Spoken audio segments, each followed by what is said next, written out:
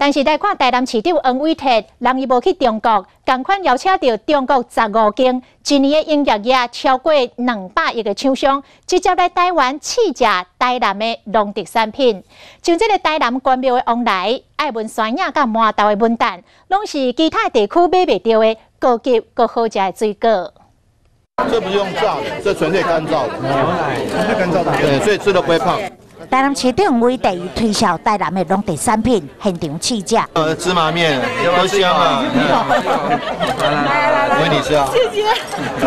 黄市长带买主将试食，来自中国15间年营业额超过200亿的美金食品通路商，直接来台湾采购农特产。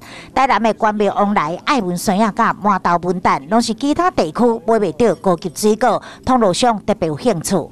让他们来体验台湾的优质农产品，那直接面对面跟我们的农会来做这个订单的洽谈。系较方便对，系咱只要物件好，唔惊人来比较啦。